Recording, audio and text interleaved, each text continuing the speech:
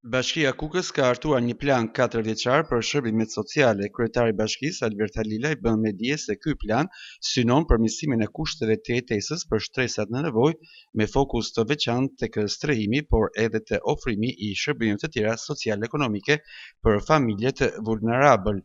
Ku pasohet ndërhyrje mbi përpagesën e shtresës mbi 400 familje, për të familje të lidhen për të blerë shtëpi të reja, domethënë është një program i Ministrisë për të mbështetur këto shtresa në nevojë.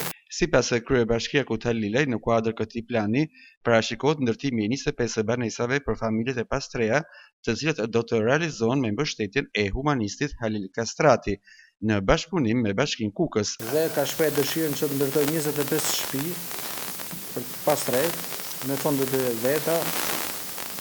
Edhe jam në rishikimin e tokës, sepse ne e dim shumë sa vështirësi është në Kukës, sepse trulli ose toka zihet nga dikushi, dokument përgjithësi nuk ka, thotë në është e imja, në dokument figuron e shtetit, ta bëjnë një model, siç e ka thënë, me kopësht, me institucion, me qerë dhe me kret, edhe 25 shtëpia dhe në krye.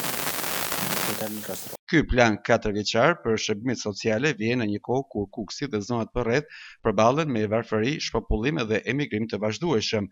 Autoritetet vendore thonë se ndërhyrjet në strehim dhe mbështetja për familjet në nevojë synojnë jo vetëm përmirësimin e kushteve të jetesës, por edhe frenimin e largimit të banorëve nga qyteti dhe zonat përreth.